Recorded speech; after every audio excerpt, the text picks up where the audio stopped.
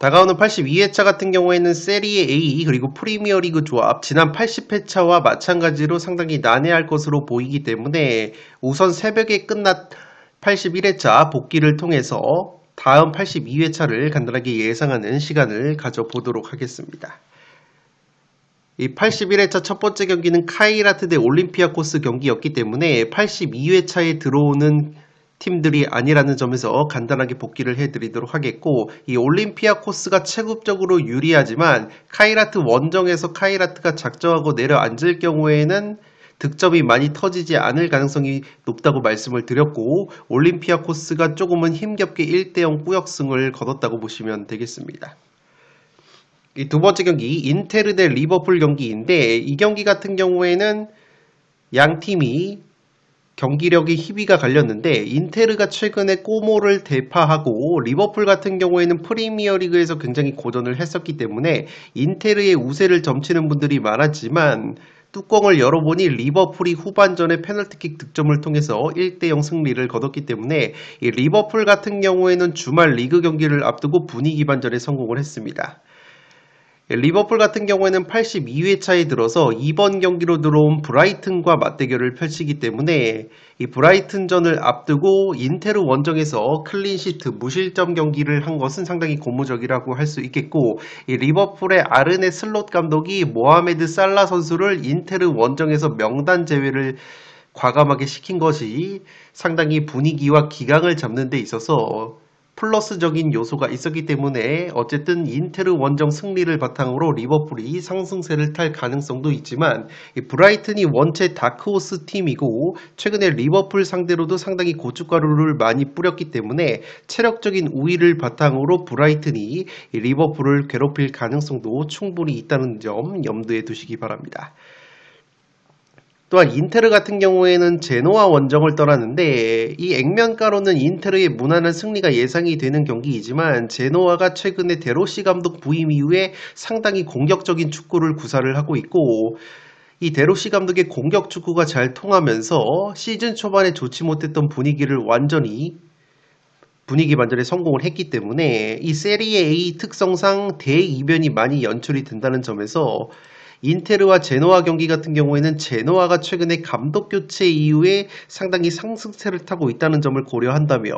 은근히 통수 가능성이 있다는 점 염두에 두시기 바랍니다. 이 세 번째 경기는 아탈란타 대 첼시 경기였는데, 이 경기는 제가 현미경 분석에서도 아탈란타 이변 가능성을 말씀을 드렸고 아탈란타가 첼시를 홈에서 2대1로 잡아냈습니다. 이 아탈란타 같은 경우에는 지난 80회차에서 엘라스 베로나 원정에서 패배를 당하면서 통수를 쳤는데, 귀신같이 엘라스 원정에서는 패배를 하고 프리미어리그의 강팀인 첼시를 상대로는 승리를 거뒀기 때문에 확실히 이탈리아 세리에 A 팀들은 어디로 튈지 모르는 경기력이 상당히 난해하다고 보시면 되겠습니다. 어쨌든 아탈란타 같은 경우에는 홈에서 첼시를 잡아냈고, 특히나 이 케텔레아르와 스카마카 같이 핵심 공격자들이 모두 골맛을 봤기 때문에 탄력을 받을 만한 요소가 있고, 다음 주말 82회차에서는 칼리아리와 홈 경기를 치르기 때문에 지금 아탈란타가 첼시까지 잡아낸 상황 속에서 홈에서 칼리아리 상대로 무난하게 승리를 거둘 가능성이 높아 보이지만, 앞서 말씀을 드렸듯이 세리에 A 경기이고 세리에 A는 쓰나미 요소가 상당히 많기 때문에 이 칼리아리를 살펴드리면, 칼리아리 같은 경우에도 지난 회차에서 AS 로마와의 홈 경기에서 승리를 거두면서 대이변을 연출했던 팀입니다. 물론 로마가 퇴장을 당했었기 때문에 칼리아리가 수적 우위 속에서 힘겹게 1대0 승리를 거뒀지만, 어찌됐든 로마 강팀이라는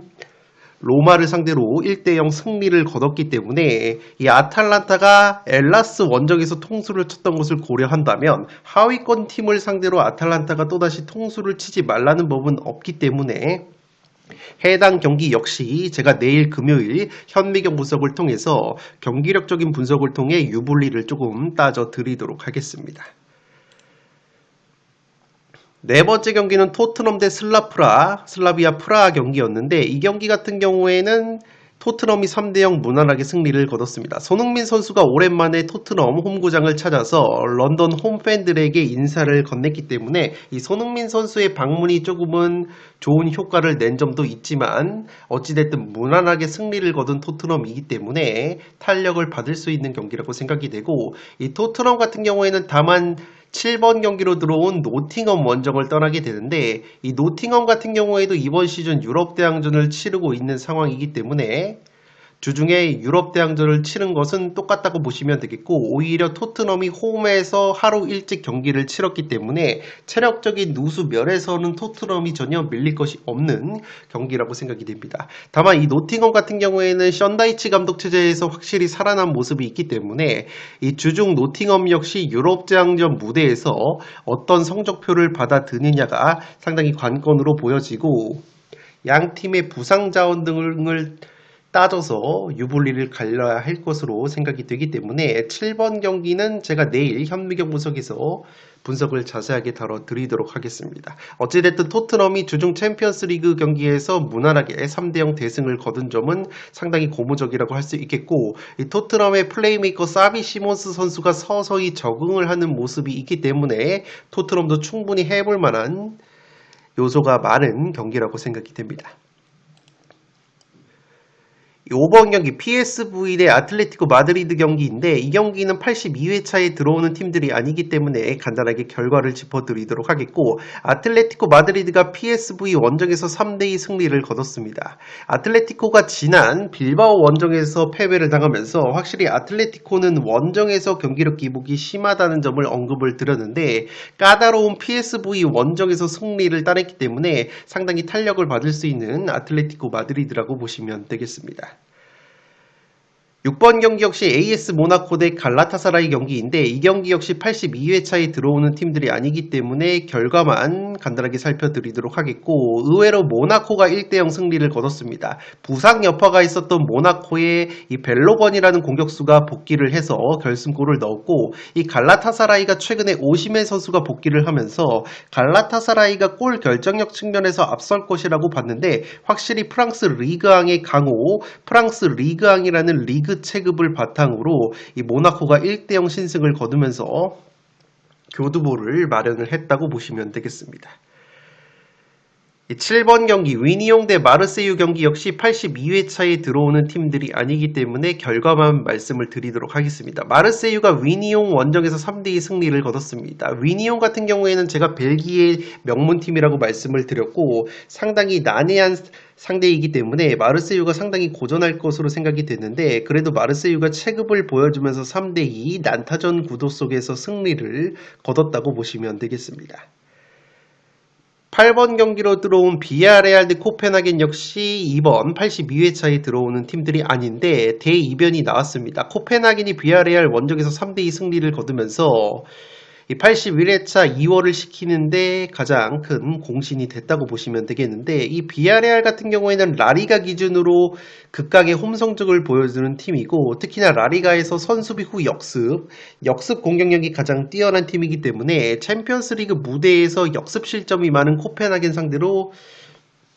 무난한 승리를 거둘 가능성이 높아 보였지만 이 코펜하겐 특유의 공격력이 나오면서 3대2 승리를 거뒀기 때문에 이 8번 경기가 이번 회차 2월을 시키는 데 있어서 상당히 공을 세웠던 경기라고 보시면 되겠습니다. 어찌됐든 두 팀 같은 경우에는 다음 82회차에 들어오는 매치업은 아니라고 보시면 되겠습니다. 이 9번 경기 카라바흐 대 아약스 역시 82회차에 들어오는 팀들이 아니고 이 경기 역시 카라바흐가 정배당을 책정을 받았고 최근 경기력적인 측면 특히나 챔피언스리그 무대에서 카라바흐가 돌풍을 일으키고 있었기 때문에 카라바흐 승리 쪽으로 많이 몰렸던 경기이지만 아약스가 4대2 승리를 거두면서 확실히 유럽 대항전 DNA가 더 높은 것을 보여줬다고 보시면 되겠습니다. 현미경 분석에서 말씀을 드렸었는데 아약스가 우에파 클럽 랭킹은 카라바흐보다 훨씬 높기 때문에 아약스가 유럽 대항전 DNA를 보여줄 가능성을 언급을 드렸고, 특히나 아약스 같은 경우에는 그림이라는 감독 대행 체제 속에서 그래도 꾸역꾸역 최근에 승리를 거두면서 분위기 반전에 성공을 했었는데, 어쨌든 돌풍의 팀 카라바오 원정에서 챔스에서도 승리를 거뒀기 때문에 아약스가 조금은 반전의 기미를 만들 수 있는 교두보를 마련을 했다고 보시면 되겠습니다. 이 10번 경기 레버쿠젠 대 뉴캐슬 경기, 이 경기는 난타전 2대2 무승부가 나왔습니다. 이 뉴캐슬이 2대1로 앞서고 있다가 레버쿠젠이 후반 막판에 그리말도 선수의 동점골이 나오면서 이 뉴캐슬이 또다시 원정에서 무승부를 거뒀습니다. 이 뉴캐슬 같은 경우에는 82회차 에서 썬덜랜드 원정을 떠나기 때문에 또다시 이 뉴캐슬 특유의 원정 경기력 기복이 나올 가능성이 충분히 있다고 보시면 되겠습니다. 특히나 썬덜랜드 같은 경우에는 이번 시즌에 홈에서 좋은 성적을 보여주고 있는 돌풍의 팀이고, 이 무엇보다 썬덜랜드가 수비적인 조직력이 상당히 뛰어난 데다가 탄탄한 제공권까지 갖추고 있기 때문에 이 뉴캐슬이라는 팀이 기본적으로 원정에서 이번 시즌 경기력 기복이 심하다는 점, 특히나 이 뉴캐슬이 이번 시즌 챔피언스 리그를 병행을 함에 있어서 체력적인 누수, 로테이션이 원활하게 돌아가지 않는 면이 있기 때문에 썬덜랜드 특유의 홈발, 그리고 체력적인 우위와 수비 조직력을 고려한다면 작정하고 썬덜랜드가 수비적으로 내려앉을 경우에는 이 뉴캐슬이 썬덜랜드의 수비를 뚫어냄에 있어서 상당히 고전할 수도 있는 경기이기 때문에 8번 경기도 상당히 주의가 필요한 경기라고 보시면 되겠습니다. 어찌됐든 배당 자체는 뉴캐슬이 정배당을 책정받을 가능성이 높지만 레버쿠젠 대 뉴캐슬 경기처럼 충분히 뉴캐슬이 원정에서 썬덜랜드전 고전을 하는 그림 그려지지 않나 생각이 됩니다.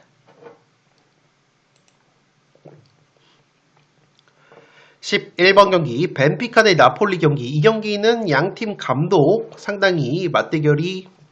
흥미로웠는데 벤피카의 무리뉴 감독 그리고 나폴리의 콘테 감독, 수비적인 밸런스를 중시하는 양팀의 감독이었기 때문에 상당히 팽팽할 것으로 보였지만 벤피카가 홈에서 2대0 승리를 거뒀다고 보시면 되겠고, 이 나폴리 같은 경우에는 82회차에서 우디네스의 원정을 치릅니다. 지금 나폴리 승리적으로 72.8% 상당히 많이 몰려있는 상황이기 때문에 기본적으로는 나폴리의 승리 가능성이 여전히 높아 보이는 매치이지만 나폴리가 벤피카 원정을 치른 체력적인 누수가 있다는 점, 그리고 제가 벤피카전 분석을 해드리면서 나폴리가 최근에 중원 쪽에서 부상 자원들이 상당히 많기 때문에 이 미들 쪽에서의 체력적인 누수와 로테이션이 원활하지 않은 점이 있다고 본다면 우디네스의 원정에서도 충분히 고전할 수도 있는 나폴리 흐름이 나올 가능성이 있기 때문에 이 우디네스 대 나폴리 같은 경우에는 제가 내일 금요일 현미경 분석을 통해서 양팀의 결장자적인 정보 그리고 양팀의 전술 상성까지 따져서 이변을 잡을지 말지를 말씀을 드리도록 하겠습니다. 어찌됐든 나폴리가 우디네세전을 앞두고 벤피카 원정에서 0대2 완패를 당하고 돌아왔기 때문에 체력적인 누수와 더불어서 나폴리의 최근 중원 쪽에서의 전력 누수가 심하다는 점 리스크 체크를 해 두시기 바랍니다. 12번 경기 클럽 브리에 대 아스날 경기, 이 경기는 아스날이 의외로 3대0 대승을 거뒀습니다. 아스날이 최근에 프리미어리그 경기에서 특히나 주전 수비 자원인 마갈야기스나 살리바 같이 짠물 수비의 중심이 됐던 에이스 수비 자원들이 빠지면서 특히나 원정에서 고전하는 흐름이 있었기 때문에 이 벨기에 명문 클럽 브리의 원정에서 은근히 고전할 가능성이 있어 보였지만 무난하게 3대0 대승을 거뒀습니다. 아스날이 이번 시즌 상당히 강력한 것이 이 수비와 강력한 세트피스뿐만 아니라 이 백업 자원들의 퀄리티가 상당히 올라가서 주전 자원들이 빠졌을 때도 이 백업 자원들이 들어와서 제 몫을 해주는 경우가 많은데, 특히나 아스날 같은 경우에는 이번 클럽 브리에전에서 오른쪽 측면 자원으로 나섰던 마두에케 선수가 2골을 넣어주면서 부카요 사카 선수의 공백을 상당히 잘 메워줬기 때문에 아스날의 더블 스쿼드 유의력이 상당히 빛을 발했던 경기라고 보시면 되겠고, 왼쪽 측면에 아스날의 마르티넬리 선수 역시 득점포를 가동을 하면서 아스날 구단 역사상 최초로 챔피언스리그 5경기 연속골을 기록을 했기 때문에 아스날이 이번 시즌 특히나 더블 스쿼드를 구축을 했기 때문에 챔피언스리그 를 병행을 하면서도 프리미어리그 우승 경쟁을 잘 이어나가고 있다고 말씀을 드릴 수가 있겠습니다. 어찌됐든 82회차 같은 경우에는 아스날 경기는 들어오지 않았기 때문에 결과만 잘 체크를 해 두시고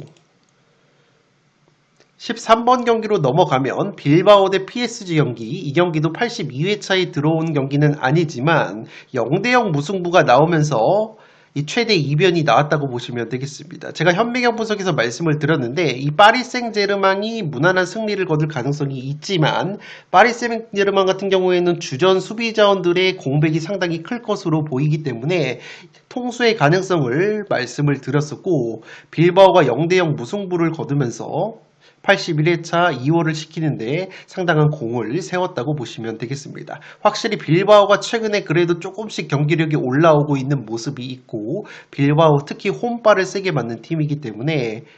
향후 라리가 승무패 조합이 들어왔을 때 빌바오의 홈발 충분히 나올 가능성이 있다는 점 염두에 두시기 바랍니다.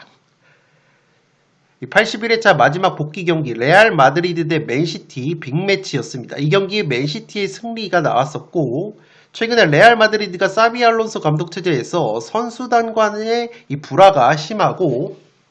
경기력이 들쑥날쑥한 모습이 있었기 때문에 이 맨체스터 시티의 승리 가능성을 풋볼살롱 역시 상당히 높게 봤었는데 엘링 홀란 선수가 레알 마드리드 상대로 득점포를 가동을 했고 무엇보다 레알 마드리드의 맨체스터 시티의 킬러 음바페 선수가 결장이 되면서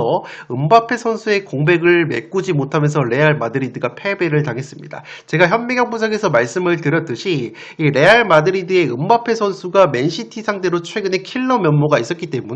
제 아무리 레알 마드리드가 최근에 경기력이 떨어져 있다고 하더라도 음바페 선수의 맨시티 킬러 면모가 나온다면 레알 마드리드도 충분히 해볼 만한 경기라고 생각이 되는데 레알 마드리드의 음바페 선수가 부상 여파로 결장이 되면서 맨시티 입장으로서는 손쉬운 승리를 거뒀다고 보시면 되겠습니다. 맨시티 같은 경우에는 다음 82회차에서 6번 경기 크리스탈 팰리스 원정을 떠나는데 이 크리스탈 팰리스 이번 시즌 상당히 강팀 상대로 다크호스 면모를 보여주고 있는 팀이고 무엇보다 아스날 다음으로 프리미어리그에서 짠물 수비를 보여주는 팀이기 때문에 이 맨시티 상대로 상당히 좋은 경기력을 보여줄 가능성이 있습니다. 다만 맨시티가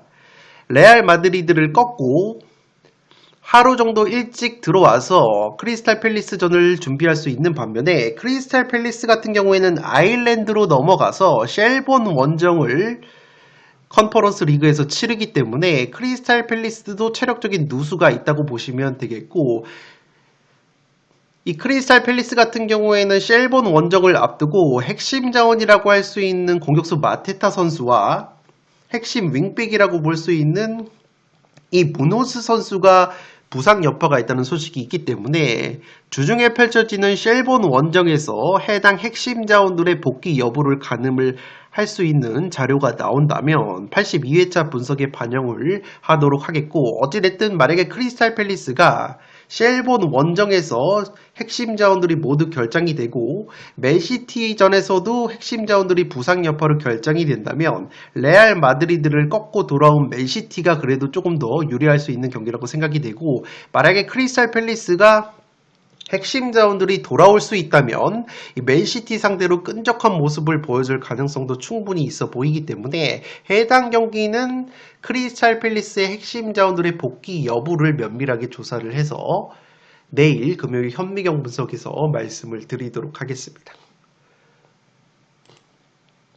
네, 이것으로 지난 81회차 챔피언스 리그 14경기를 빠르게 복기를 해드렸습니다. 나머지 경기들도 프리뷰 형식으로 빠르게 짚어드리면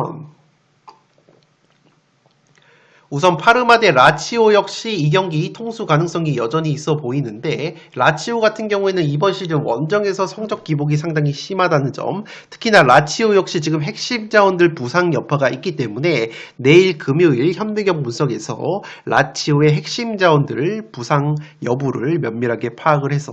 말씀을 드리도록 하겠습니다. 이 파르마 같은 경우에는 이 전형적인 선수비 후 역습을 펼치는 팀인데 특히나 이 압도적인 제공권을 보유한 팀이기 때문에 라치오가 파르마의 높이에 고전을 할 가능성이 높고 해당 자세한 경기력 분석은 제가 내일 금요일 현미경 분석에서 말씀을 드리도록 하겠습니다.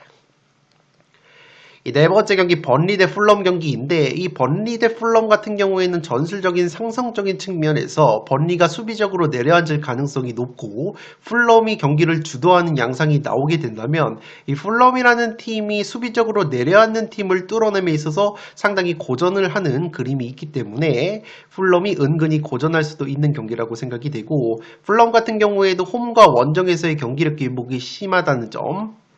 고려한다면 이 경기도 어디로 튈지 모르는 경기라고 생각이 됩니다. 다만 번리 같은 경우에는 핵심 측면 수비수인 카일 워커 선수가 징계로 결정이 되는데 풀럼 같은 경우에는 이번 시즌에 측면에 해리 윌슨 그리고 최근에 좋은 모습을 보여주고 있는 추쿠에제 같이 빠른 측면 자원들을 앞세운 측면 공격력이 날카롭기 때문에 번리의 측면 수비 공백을 고려한다면 그래도 풀럼이 조금 더 유리할 수 있는 경기라고 생각이 되지만 작정하고 번리 특유의 선수비 후 역습, 수비적으로 내려앉는 로우 블록을 들고 나온다면 풀럼 특유의 경기는 주도하지만 밀집 수비를 뚫어내지 못하는 답답한 양상이 충분히 나올 수도 있는 경기가 4번 번리 대 풀럼 경기가 될 것으로 생각이 됩니다. 이 9번 경기 웨스트햄 대 아스톤 빌라 경기인데 아스톤 빌라 같은 경우에는 내일 새벽에 유럽 대항전을 치르기 때문에 해당 경기 결과를 반영을 해야 할 것으로 생각이 됩니다. 아스톤 빌라 같은 경우에는 최근에 아스날까지 꺾으면서 굉장히 상승세를 타고 있지만 내일 새벽에 유럽 대항전을 치르기 때문에 이 스위스 원정을 떠남에 있어서 만약에 아스톤 빌라가 그 경기에서 패배를 당한다거나 혹은 부상자가 나올 경우에는 이 웨스트햄 원정에서 은근히 고전할 가능성이 충분히 있다고 보시면 되겠습니다. 웨스트햄 같은 경우에는 누누 감독 부임 이후에 확실히 살아나고 있는 모습이 있기 때문에 체력적인 우위를 바탕으로 빌라를 괴롭힐 수도 있는 경기라고 보시면 되겠습니다. 10번 경기 피오렌티나 대 엘라스 경기 이 경기 같은 경우에는 피오렌티나가 내일 새벽에 디나모 키이우와의 유럽 대항전을 앞두고 있기 때문에 체력적인 누수가 있을 것으로 보이고 이 피오렌티나가 세리에 A에서 유일하게 1승이 없는 팀이고 엘라스 같은 경우에는 지지난 회차에서 아탈란타를 잡아내면서 마침내 세리에 A 첫 승을 기록을 했기 때문에 양 팀의 희비가 갈린 상황이라고 보시면 되겠고 만약에 피오렌티나가 내일 새벽에 펼쳐지는 디나모 키이우와의 유럽 대항전 경기에서 부상자가 나온다거나 혹은 또다시 패배를 당하게 된다면 이미 시즌 첫 승을 신고한 엘라스가 조금 더 부담감이 없는 상황 속에서 피오렌티나를 괴롭힐 수도 있는 경기가 될 것으로 생각이 됩니다.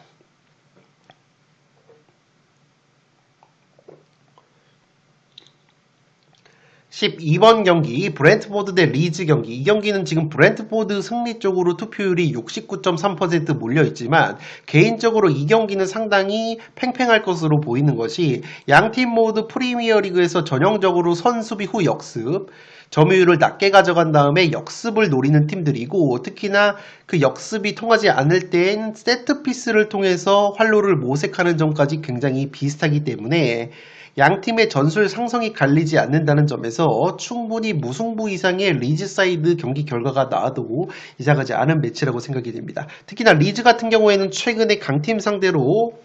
고춧가루를 제대로 뿌리고 있고 그 과정에서 역습과 세트피스 한 방을 보여줬고 리즈의 공격수 칼버트 루인 선수가 최근에 살아나고 있는 모습이 있기 때문에 이 경기는 브렌트포드 쪽으로 투표율이 많이 몰려있지만 개인적으로는 양 팀의 전술 상성이 상당히 비슷하다는 점이 변수로 작용할 가능성이 높고 지금 브렌트포드가 조금 더 홈팀이고 순위가 높기 때문에 브렌트포드가 오히려 주도하는 경기 운영 양상이 나오게 된다면 은근히 리즈의 밀집 수비를 뚫어내지 못하면서 전술 상성적으로 말릴 수도 있는 구도가 나올 것이기 때문에 이 경기는 상당히 주의가 필요해 보이는 매치가 될 것으로 생각이 됩니다. 마지막 경기 볼로냐 대 유벤투스 경기인데 이 볼로냐 같은 경우에는 내일 새벽 셀타비고와의 유럽 대항전 원정을 앞두고 있고 유벤투스는 오늘 새벽에 파포스와의 경기에서 무난한 승리를 거뒀기 때문에 유벤투스가 하루 앞서서 유럽 대항전을 치르고 체력적인 누수가 조금은 덜할 것으로 보이고 이 볼로냐 같은 경우에는 라리가 셀타비고 원정을 떠나기 때문에 그 경기 결과에 따라서 유벤투스전 유불리가 갈릴 것으로 생각이 됩니다. 최근에 양팀 맞대결을 보시면 상당히 팽팽했던 구도 속에서 그래도 유벤투스의 근소한 우위가 있었는데 최근 몇 시즌만 보면 볼로냐가 절대 무시할 수 없는 체급을 키운 팀이기 때문에 액면가로는 유벤투스가 이름값이 더 높아 보이지만 이 경기는 굉장히 5대5의 매치가 예상이 된다는 점에서 초안픽으로는 단통 무승부를 가져가고 싶은 경기인데 볼로냐가 셀타비고 원정에서 어떤 성적표를 받아드느냐가 관건으로 보여지기 때문에 해당 볼로냐 대 유벤투스 경기는 내일 새벽에 펼쳐지는 셀타비고 대 볼로냐 경기 결과를 반영을 해서 제가 내일 현미경 분석에서 자세한 전술 분석을 다뤄드리도록 하겠습니다. 네, 이것으로 13억 원이 이월된 축구 승부패 82회차 프리뷰 그리고 지난 81회차 챔피언스 리그 경기들 14경기 간단하게 복귀까지 해드렸습니다. 내일 전해드리는 현미경 분석에서는 주중에 펼쳐졌던 유럽 대항전 경기 결과를 총 반영을 해서 경기력 분석까지 더해 풋볼살롱 구독자 여러분들의 적중에 보탬이 될 수 있는 현미경 분석으로 돌아올 것을 약속드리도록 하겠습니다. 지금까지 풋볼살롱이었습니다. 감사합니다.